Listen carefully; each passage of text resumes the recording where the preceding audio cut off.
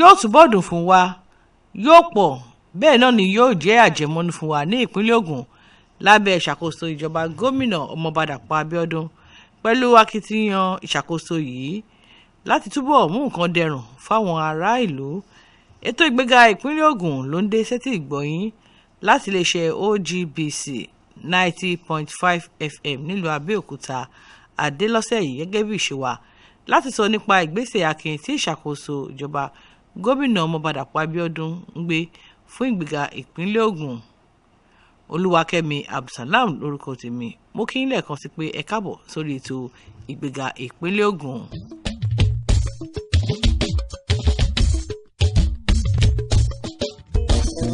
Ìpè lọ sọ́dọ̀ àwọn arìnrìn-àjò ẹlẹ́sìn Islam fún tọdún yìí láti ìpínlẹ̀ Ògùn láti rántí pé ìrìn-àjò Hajj jẹ́ ọ̀kan lára àwọn òpó ẹ̀sìn Islam èyí tí wọ́n gbọ́dọ̀ ṣe pẹ̀lú ìrẹ̀lẹ̀ àti ìgbọràn sí Allah pẹ̀lú àwọn aláṣẹ. Ní ìdí èyí, wọ́n gbọ́dọ̀ ṣe ní ìbámu pẹ̀lú àwọn ẹ̀kọ́ àti òye tí wọ́n kọ́ lásìkò ìlanilọ́yẹ̀ àti ìdánilẹ́kọ̀ọ́ tí ìjọba ṣe fún wọn, kí wọ́n sì bọ̀wọ̀ fún òfin àwọn aláṣẹ pẹ̀lú ìlànà àwọn tí wọ́n ṣàkóso ní ilẹ̀ mímọ́ ọ̀hún, kí àdúrà wọn lè jẹ́ ìtẹ́wọ́gbà. Gómìnà Ọmọọba Dàpọ̀ Abíọ́dún sọ̀rọ̀ àmọ̀ràn yìí lọ́jọ́ Àbámẹ́ta tó kọjá níbi ètò ìdágbére fún àwọn arìnrìn-àjò Hajj tọdún 2024 èyí tí àjọ tó mójútó àlàáfíà àwọn arìnrìn-àjò mímọ́ ẹlẹ́sìn Islam ní ìpínlẹ̀ yìí ṣètò ní gbọ̀ngàn àwọn Balaye Òkè-Mọ̀sán Abẹ́òkúta. Ó tọ́ka pé ìrìn-àjò àti iṣẹ́ Hajj jẹ́ ọ̀nà fún àwọn mùsùlùmí láti túbà ẹ̀ṣẹ̀ wọn lọ́dọ̀ Ọlọ́run, kí wọ́n sì ṣe àtúnṣe lórí ìbáṣepọ̀ pẹ̀lú rẹ̀. Gómìnà tí igbákejì rẹ̀ onímọ̀ ẹ̀rọ náà ìmọ̀ ọ̀sàlàkọ̀ Oyèdélé ṣojú fún rọ àwọn arìnrìn-àjò Hajj yìí láti jẹ́ aṣojú rere fún ìpínlẹ̀ yìí ní ìbámu pẹ̀lú bí a ti mọ ìpínlẹ̀ Ògùn sí ìpínlẹ̀ tó dára. Bẹ́ẹ̀ ni kí wọ́n máa gbàdúrà fún ìtẹ̀síwájú àṣeyọrí ìṣàkóso gómìnà Ọmọọba Dàpọ̀ Abíọ́dún àti aláṣẹ Bọ́lá Tinubu. Nínú ọ̀rọ̀ rẹ̀, olórí àwọn òṣìṣọba ní ìpínlẹ̀ yìí Ọ̀gbẹ́ni Kẹ́hìndé Ọ̀nàsànyà tó rọ̀ wọ́n láti takété sáwọn ohun tó lè tapo sí aṣọ àlà ìpínlẹ̀ yìí. Bákan náà ni Amiru Hajj lọ́dún 2024 Alhaji Tajudeen Mustapha rọ àwọn arìnrìn-àjò mímọ́ ẹlẹ́sìn Islam ọ̀hún láti ṣe àwọn tí yóò mú ládàá wá fún wọn. Nínú ọ̀rọ̀ ìkíni káàbọ̀ rẹ̀, alága ìgbìmọ̀ alábẹ́sẹ̀kẹ́lẹ́ tó wà fún Hajj ọdún 2024 Alhaji Lawal Kẹ́hìndé dúpẹ́ lọ́wọ́ gómìnà Abíọ́dún lórí ìfọkàntán tó ní nínú ìgbìmọ̀ yìí àti fún àgbéga ètò Hajj yìí, pẹ̀lú ìlérí pé ètò náà yóò kẹsẹ̀ járí fáwọn arìnrìn-àjò sílẹ̀ mímọ́ ọ̀hún. Bákan náà ni gómìnà Ọmọọba Dàpọ̀ Abíọ́dún bu omi ìtura sí ìpayà kan àwọn arìnrìn-àjò mímọ́ ẹlẹ́sìn Islam ní ìpínlẹ̀ Ògùn bó ti bá wọn san èyí tó kù tí kò pé nínú owó ìsàpòrò ìwọkọ̀ wọn basic travel allowance látàrí ìyàtọ̀ àìròtẹ́lẹ̀ tó wà lórí owó pàṣípààrọ̀ ilẹ̀ òkèrè lásìkò tí àwọn arìnrìn-àjò mímọ́ náà ṣe owó ọ̀hún sówó ilẹ̀ òkèrè. Àpapọ̀ owó ẹgbẹ̀rún lọ́nà ọgọ́fà ó dín díẹ̀ níjọba ìpínlẹ̀ yìí san lórí owó àwọn arìnrìn-àjò Hajj tí wọ́n jẹ́ òjìlélẹ́ẹ̀ẹ́dẹ́gbẹ̀rún ó dín mẹ́fà ní ìpínlẹ̀ yìí láti mú kí ìrìn-àjò Hajj náà lọ láìsí wàhálà. Olùdámọ̀ràn fún gómìnà lórí ọ̀rọ̀ ẹ̀sìn Islam Sheikh Iskil Lawal wá fẹ̀mí ìmoore hàn sí gómìnà Ọmọọba Dàpọ̀ Abíọ́dún fún ìgbésẹ̀ ìrànwọ́ yìí. Bẹ́ẹ̀ ló ṣàdúrà fún ìtẹ̀síwájú àṣeyọrí ìṣàkóso ìjọba tó wà lóde ní ìpínlẹ̀ Ògùn.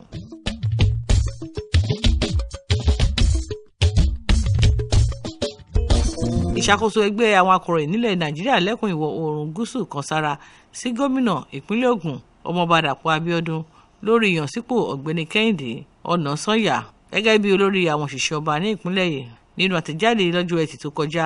lópin ìpàdé lẹ́kùnjẹkùn ẹgbẹ́ yìí tó wáyé nílùú Ìbàdàn, olú ìlú ìpínlẹ̀ Ọ̀yọ́,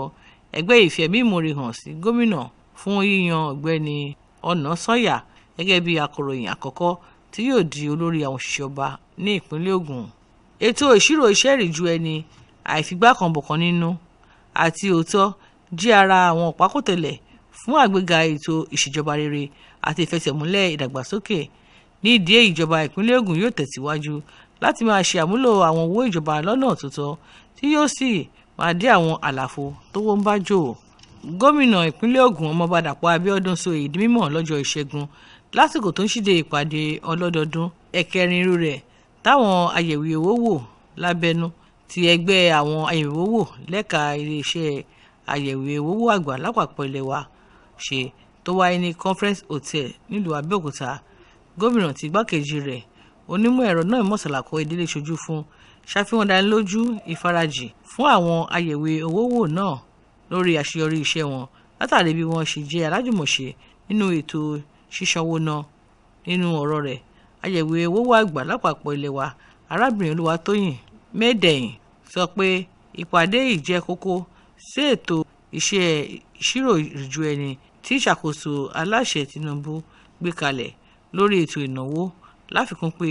ṣíṣe ètò ìpàdé yìí ní ìpínlẹ̀ Ògùn kò ṣẹ̀yìn ọwọ́ tó dára tí ìṣàkóso tó wà lóde fi mú ètò okòwò, iléeṣẹ́ ńláńlá,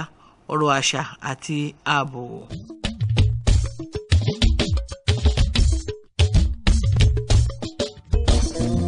Ètò Ìgbéga Ìpínlẹ̀ Ògùn ló ń dé sétí ìgbọ̀yín láti iléeṣẹ́ OGBC 90.5 FM nílùú Abẹ́òkúta, níbi tá a ti ń sọ nípa akitiyan ìṣàkóso ìjọba tó wà lóde fún àgbéga ìpínlẹ̀ yìí. Gẹ́gẹ́ bí ara ìgbésẹ̀ láti mú àgbéga bá ètò okòwò fún ìdàgbàsókè ọrọ̀ ajé, ìjọba ìpínlẹ̀ Ògùn ṣètò ìrónilágbára lọ́jọ́rú fún àwọn ènìyàn 2,248 lábẹ́ ètò àmúpadàbọ̀sípò àti ìtàbùrùjì ọrọ̀ ajé lẹ́yìn àrùn COVID-19 Ògùn Cares. Ètò náà tó jẹ́ ìpele kejì pínpín owó ìrànwọ́ ẹgbẹ̀rún kan náírà fún àwọn olókoòwò kéékèèké àti alábọ́dé wáyé ní gbọ̀ngàn àwọn ọba aláyé Òkè Mọ̀sán Abẹ́òkúta, níbi tí ọ̀kọ̀ọ̀kan àwọn tí wọ́n jẹ àǹfààní yìí ti gba owó $100 náírà fún ìbẹ̀rẹ̀ àti ìtẹ̀síwájú àwọn okòwò wọn gbogbo. Lásìkò tó ń bá àwọn tó jẹ àǹfààní yìí sọ̀rọ̀, gómìnà Dàpọ̀ Abíọ́dún ṣe àpèjúwe ìgbésẹ̀ yìí gẹ́gẹ́ bí ara àṣeyọrí mìíràn lórí ìfarajì ìṣàkóso rẹ̀ láti mú àmúgbòrò bá okòwò tó jẹ́ ọ̀pákùtẹ̀lẹ̀ ọrọ̀ ajé ìpínlẹ̀ yìí. Gómìnà tí igbákejì rẹ̀ onímọ̀ ẹ̀rọ náà mọ̀sálàkọ́ Oyèdélé ṣojú fún tẹnumọ́ ìpinnu ìṣàkóso ìjọba tó wà ní ìpínlẹ̀ yìí láti ṣe àmúṣe àwọn ètò amúlùdùn gbogbo nípasẹ̀ ètò alájùmọ̀ṣe àti ìlànà tó tọ́. Bó ti tọ́ka pé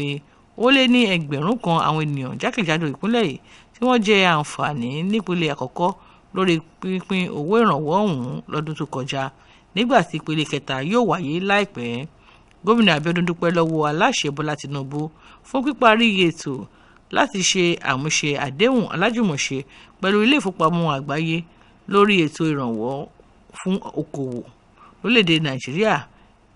NG Cares, lérògbà láti mú kí ètò yìí tẹ̀síwájú kọjá oṣù kẹfà ọdún yìí tí ètò ọ̀hún yóò wá sópin. Nínú ọ̀rọ̀ rẹ̀, olórí olùdámọ̀ràn lórí ètò ọrọ̀ ajé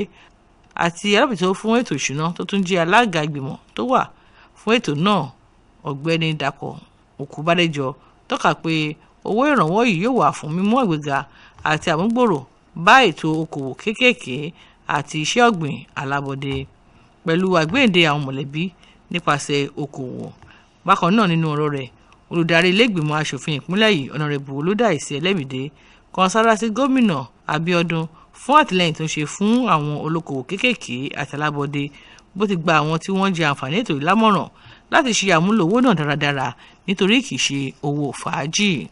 Nínú ọ̀rọ̀ wọn níbẹ̀, alága ìjọba ìbílẹ̀ Ìjẹ̀bú Òde Ọ̀gbẹ́ni Babátúndé Gazal àti ìyálọ́jà àpapọ̀ Olóyè Yẹmisí Abbas tí ìyálọ́jà Ganiyat Oyèlákin ṣojú fún fẹ̀mí ìmoore hàn sí gómìnà Abíọ́dún lórí ti ìfarajì rẹ̀ fún ìdàgbàsókè ohun amúlùdùn àti ọrọ̀ ajé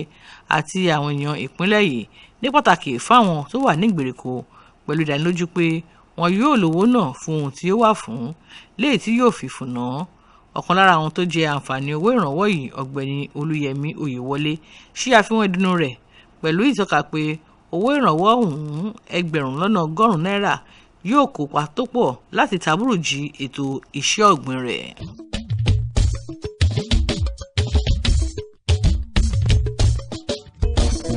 Lọ́jọ́ àbámẹ́ta tó kọjá ní gómìnà ìpínlẹ̀ Ògùn Ọmọọba Dàpọ̀ Abíọ́dún darapọ̀ mọ́ ogunlọ́gọ̀ àwọn èèkàn jákèjádò orílẹ̀-èdè yìí tí wọ́n wá sí ilé ìjọsìn elétò Methodist Church Ilé-Ṣànrẹ́mọ níjọba ìbílẹ̀ Ìkẹ́nnẹ́ láti ṣe ẹ̀yẹ àti ìdágbére pẹ̀lú ìsìnkú olóògbé ọmọọba adéyẹmí adéfòló. Lásìkò tó sọ̀rọ̀ níbi ètò ìsìn ọ̀hún, gómìnà abíọ́dún ṣàpèjúwe olóògbé ọmọọba adéfòló gẹ́gẹ́ bí ògúnnágbòǹgbò ní ìpínlẹ̀ yìí tó kópa tó jọjú lásìkò tó wà láyé fún ìdàgbàsókè àwọn ènìyàn àti orílẹ̀-èdè wa lápapọ̀. Bẹ́ẹ̀ ló ṣe àpèjúwe rẹ̀ gẹ́gẹ́ bí ọlọ́pọlọ pípé tí akitiyan rẹ̀ mú kí wọ́n yàn gẹ́gẹ́ bí alága ìgbìmọ̀ ìṣàkóso ilé ẹ̀kọ́ olùkọ́ni ọba síkírù káyọ̀dé adétọ̀nà College of Education Ìjẹ̀bú, tó sì ṣiṣẹ́ takuntakun fún àṣeyọrí èròǹgbà ìdásílẹ̀ ilé ẹ̀kọ́ ọ̀hún. Lásìkò tó ń sọ̀rọ̀ lórí ipa tí olóògbé náà tó jẹ́ amòfin àti alábòjútó tẹ́lẹ̀rí ní ìpínlẹ̀ èkó nígbà tó wà láyé, gómìnà ṣe àpèjúwe rẹ̀ gẹ́gẹ́ bí onínú dídùn ọlọ́rẹ. Ó wá pàrọwà sí àwọn ẹbí láti ṣọ̀kan akin. Nínú ìwàásù rẹ̀, bíṣọ́ọ̀bù babátúndé táíwò gba àwọn ènìyàn lámọ̀ràn láti máa gbé ìgbé ayé àwòkọ́ṣe tí jésù kristi ṣe àpẹẹrẹ rẹ̀.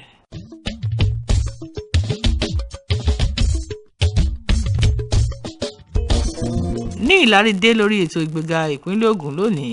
níléeṣẹ́ OGBC 90.5 FM nílùú Àbẹ́òkúta, níbi tá a ti sọ nípa ipa tí ìṣàkóso ìjọba gómìnà ọmọọba Dàpọ̀ Abíọ́dún kó fún àgbéga ìpínlẹ̀ yìí. Lórúkọ Fẹ́mi Oríoyè, Bíọ́dún Fáṣọlá, Abíọ́dún Ògúndípẹ̀ àti Bùkọ́lá Ọlátúnjí, lèmi Olúwakẹ́mi Abdulsalam ń dágbére pé ire lójú owó ń rí, ire lójú wa yóò máa rí. Ká máa rántí nígbà gbogbo pé Ìgbéga Ìpínlẹ̀ Ògùn